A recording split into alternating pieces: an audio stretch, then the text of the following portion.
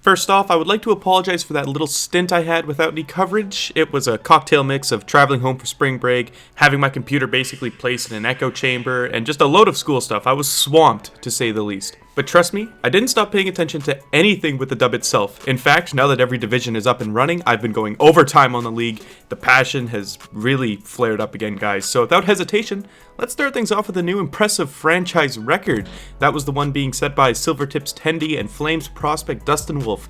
He started the season off with 3 consecutive shutouts, having this streak broken 216 minutes and 27 seconds into the season after a shorthanded goal of all things from Simon Knack on Portland. They still won that game 2-1 by the way. So, 1 goal across 4 games is still ludicrous. Everett in general has been, a pack of studs this season, but Wolf has been legendary. 214th overall in 2019. Your call if you think he should have been taken any earlier. Someone we do know that's going to be taken high, no doubt though, 3 seasons from now, will be our boy Connor Bedard. I missed out on covering him the last 2 weeks, but to put it simply, Jesus Murphy, the kid's a machine.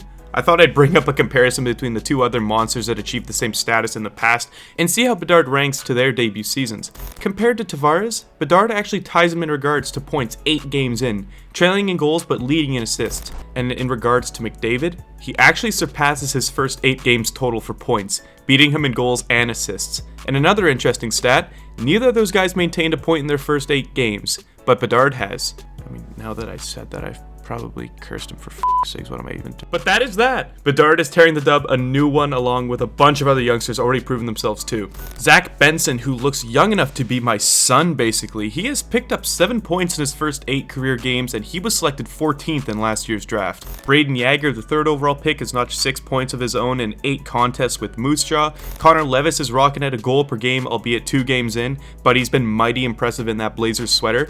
And Matthew Ward of the Swift Current Broncos has collected 9 apples in the 8 games he's played so far, which makes me want to slide into our next feature here because Swift Current is shocking me, honestly. They're being controlled by the youngins like Ward, Josh Davies, Caleb Wyrostock, along with some veteran help from Michael Farron.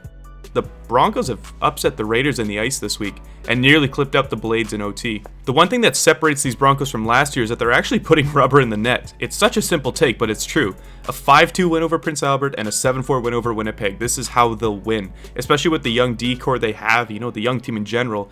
And if they can just back Isaac Poulter in the crease just a smidge, these guys can easily crank out a playoff spot if they really want to earn it. The Blades, on the other hand, have been making the scorekeepers work harder than they are. In each of their 3 games this week, they've eclipsed 6 goals each time, tallying 19 goals this week, with a fat portion of them coming from the sticks of Krinkovic, Doc, Daly, Waters, and most importantly, Tristan Robbins, who has been one of the most electric players I've seen this season so far. The Sharks have picked up a gem with that 2nd round selection, I'm telling you. Moving in alone, Robbins, Deeks, shots, scores!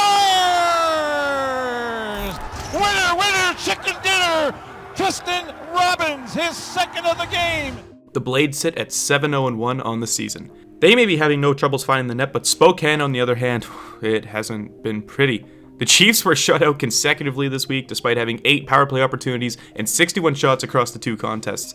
Last season's Player of the Year, Adam Beckman, has been giving his all to try and find the score sheet, and despite only playing 5 games, he's ranked 2nd in shots in goal and has been limited to 4 points in these 5 matchups. The Chiefs are missing key players like Jack Finley due to a day-to-day injury, but they're also without guys like Bear Hughes and Luke Toporowski this season, and that lack of depth scoring is looking to be an issue so far. Finding the score sheet has not been an issue for the Blazers though, who started their season on Friday. They triumphed in both of their games in exciting fashion with a good old-fashioned stomping over the Giants and a 5-4 thriller in PG. Only 4 skaters don't have a point on the roster so far, and the new young core behind the top-end scorers like Connor Zary and Logan Stankvin has been looking outstanding. Although PG's new young core was also making some noise in their season debut, 3 Cougars rookies scored their first career goals on Saturday. Those 3 characters were Kyron Gronick, Carter McAdams, and Cohen Zeimer. Personally, it's always been a little depressing watching the Cougars struggle for the past few years, but with the likes of these 3 guys and, other ones like Height, Armstrong, Dalhaniuk, the future may not be so bleak for Prince George. And without further ado, let's just slide into the top players here. Number 1, I mentioned him earlier in the show, Dustin Wolf, 216 minutes and 27 seconds. That's how long his shutout streak was. That's a franchise record. And he's still 4-0-0 and he's only let in 1 goal.